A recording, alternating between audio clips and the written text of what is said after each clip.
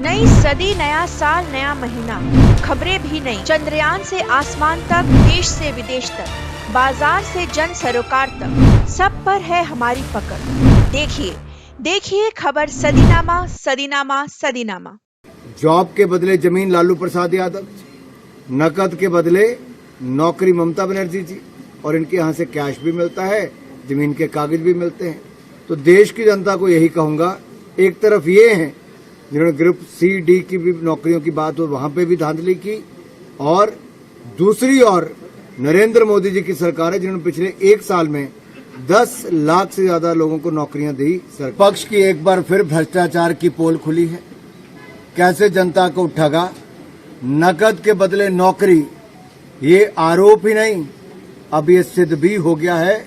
ममता बनर्जी जी की सरकार के समय कैसे भर्ती घोटाला हुआ, लेकिन खामियाजा कितने लोगों को भुगतना पड़ा।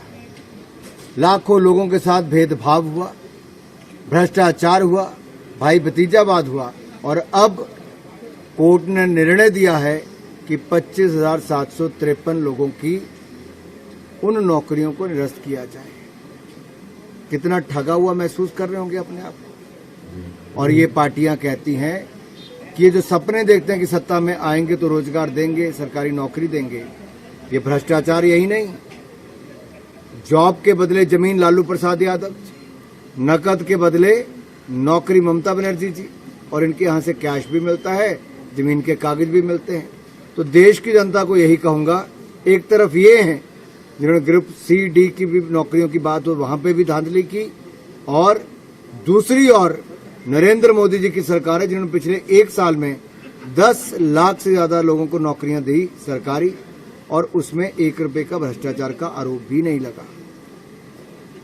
सर, हिमाचल की अगर बात की जाए तो अभी तक कांग्रेस जो है 2 लोकसभा सीटों पर और 6 उपचुनावी सीटें हैं, उस पर अभी तक अपने उम्मीदवार नहीं उतार पाई है। असमंजस की स्थिति है। अग्निहोत्री जी लड़ने को मना कर रहे हैं और उनकी बेटी ने भी मना किया है फिलहाल चुनाव लड़ने के लिए, और राजा जी अभी चुनाव को 40 दिन है, बहुत समय है। सर, अग्निहोत्री जी का एक बयान भी आया है कि बीजेपी जल्दी अपने कैंडिडेट बदलने वाली उपचुनाव को लेकर के, क्योंकि 6 सीटों पे जो है, और कैडर में जो है बीजेपी कैडर में जो है वो खलबली मची है। चलिए नामांकन तक इंतजार कीजिए। और सर, राहुल गांधी जी का भी एक बयान आया है कि जो पहले चरण में चुनाव हुए हैं उसको लेकर बीजेपी घबरा गई है और जनता मुद्दों को लेकर के वोट डाली, इस तरह के बयान आ रहे हैं। घबराना वो होता है जो अमेठी सीट को छोड़कर वायनाड पहुंच जाए और फिर वहां जाकर उत्तर भारतीयों को अपशब्द कहें। कांग्रेस पार्टी ने तो पलायन कर लिया उत्तर प्रदेश से और बिहार से। अब ऐसी स्थिति है कि इनके बड़े बड़े नेता भी चुनाव लड़ने से कतरा रहे हैं। कांग्रेस पार्टी 300 सीटों पर उम्मीदवार नहीं चुन पाती है, बाकी जगह से कई जगह इनके उम्मीदवार चुनाव छोड़कर भाग जाते हैं। मेरा केवल इतना कहना है, मुद्दों की राजनीति राहुल गांधी जी करें, कांग्रेस पार्टी करे, वो बताए देश के लिए क्या करना चाहते हैं।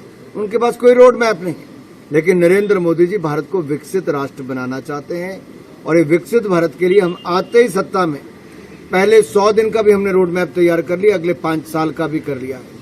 ये है प्लानिंग और एग्जीक्यूशन की तैयारी।